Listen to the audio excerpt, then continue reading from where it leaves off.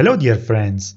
If you have just started using DaVinci, it's better to follow these tips.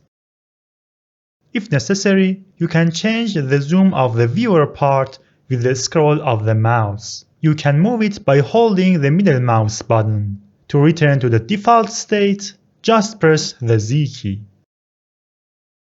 To find a clip in the media pool, just right-click on it in the timeline and select Find in Media Pool.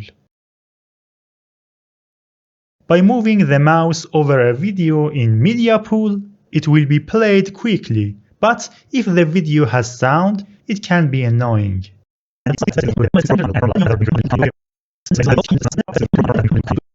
To mute it, just press Shift and S. Press them again to unmute.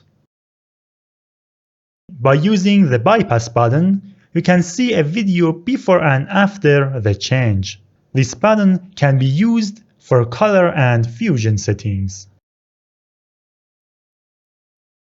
You can import only the audio or video of a file to the timeline using these two buttons to import audio or video separately. Also, if you drag and drop the entire file to the timeline, both audio and video will be imported to it. Use shortcuts and be sure to customize them for yourself. To do this, click on DaVinci Resolve. Then select Keyboard Customization and click on Save after applying the changes. When adjusting the color, turn off Night Light and Eye Care mode. Note that if both Windows and your monitor support these features, turn them off. After color grading the project, you can activate them again. If you do anything and you are not satisfied with the results, like many other software, use Ctrl and Z to undo it. All the effects you apply to a file can be viewed and changed in the Inspector and Effects tab. You can change,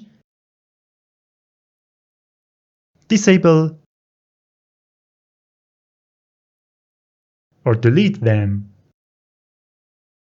From the playback menu, set Render Cache to Smart. This will make the changes you apply to the project to be rendered gradually, and the system speed will not slow down after working on the project over time. Thanks for watching. Please like and subscribe. Goodbye.